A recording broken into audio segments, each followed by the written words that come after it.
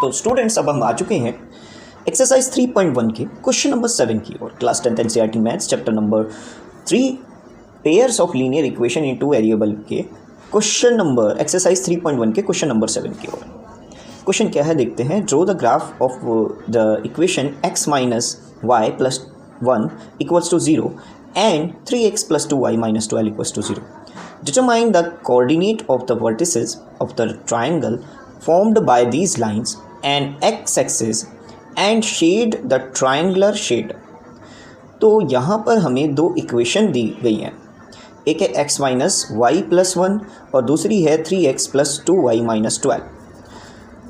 और हमें ये बताया गया है कि कुछ भी करो कि इनमें आप x और y का कॉम्बिनेशन करिए, मतलब जैसे वो पहले वाले क्वेश्चंस में हम करते आए, तो इनकी हमें लाइन बनानी है ग्राफ के अंदर और हमें ये देखना है कि उससे जो ट्रायंगुलर फॉर्म्ड हो रहा है उस रीजन को हमें शेड करना है. तो कैसे करेंगे देखिए. सबसे पहले तो हम क्या करते हैं, जैसे कि यहाँ पर +1 है, दूसरी ओर ले जाते हैं तो ये -1 हो जाएगा, वहीं माइनस का 12 भी प्लस का 12 हो जाएगा. अब इसके बाद सबसे पहले पहली इक्वेशन में आते हैं. एक्स वाई एक बॉक्स बनाते हैं. एक्स वाई अगर हम x की वैल्यू को लेट करें कि x की वैल्यू 0 है तो x minus y equals to -1 में क्या होगा, तो x की जगह पर 0 आ जाएगा. वहीं यहाँ पर आएगा 0 माइनस वाई इक्वल्स टू -1, तो ये आ गया minus y equals to -1. Minus से माइनस चला जाएगा तो y की वैल्यू 1 आ जाएगी. वहीं y की वैल्यू अगर हम 0 रख दें तो देखते हैं क्या आएगा. तो y की वैल्यू अगर हम 0 रख दें, x minus y equals to -1 में अगर y की वैल्यू हम 0 रखते हैं तो x माइनस 0 x आएगा, तो x की वैल्यू -1 ही रह जाएगी. वहीं पर अगर हम एक्स वाई ये देखते हैं और यहाँ 3x plus 2y equals to 12 में अगर x की वैल्यू को 0 रखते हैं तो 3x plus 2y equals to 12 में अगर x की वैल्यू को 0 रखते हैं तो 3 इंटू 0 0 होगा और 0 प्लस 2y वापस से 2y बन जाएगा और 2 1 2 6 12 होता है. 2 इंटू 6 12 होता है, तो यहाँ पर y की वैल्यू 6 आ जाएगी. वहीं y इक्वल्स टू अगर हम 0 रखते हैं, ठीक है, यहाँ पर अगर y की वैल्यू को 0 रखते हैं तो y की प्लेस पर 0 आ जाएगा और 2 इंटू 0 0 होता है, तो 3x इक्वल्स टू 12 आ जाएगा, तो x की वैल्यू हमारी 4 आ जाएगी.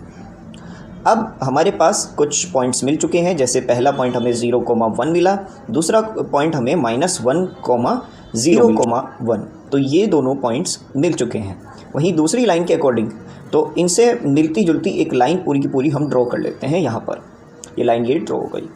दूसरी जो लाइन है, पहला पॉइंट हमें मिला था 0,6 और दूसरा पॉइंट हमें मिला था वो था 4,0. तो 0,6 यहाँ पर है और 4,0 यहाँ पर है, तो इन दोनों को भी हमने जॉइंट कर लिया. जॉइंट करने के बाद हमें यहाँ पर जो एक ट्रायंगल मिला है, ये देखिए, तो हमें ये जो ट्रायंगल मिला है वो कुछ इस तरीके से मिला है. यहाँ पर हमें ये 3 पॉइंट मिल गए. पहला पॉइंट है -1,0, दूसरा पॉइंट है 4,0 और तीसरा पॉइंट अगर हम देखें तो यहाँ पर ये दोनों लाइनें आपस में इंटरसेक्ट हो रही हैं. वो पॉइंट यहाँ पर हमें मिल चुका है. और देखा जाए तो अगर हम इसको y एक्सिस पर चलें तो ये 2 मिल रहा है और x एक्सिस पर चलें तो ये हमें 3 मिल रहा है, यानी ये हो गया आपका 2,3. तो अब क्वेश्चन ने हमें ये भी बताया था कि determine the coordinates of the vertices of the triangle. तो ये भी बताना है हमें कि उसके जो वर्टिसेस हैं यानी कोने हैं, कितने कौन कौन से कोऑर्डिनेट, उनके कोऑर्डिनेट्स बताने थे जो उसके वर्टिसेस हैं. तो वर्टिसेस आपको पता होगा, जैसे एक ट्रायंगल बना दिया हमने ये, तो इसके जो पॉइंट्स हैं वो ये वाले पॉइंट जो हो गए वो इसके कोऑर्डिनेट हो गए. तो पहला कोऑर्डिनेट जो हो गया हम लिख देंगे the coordinates of the triangle are.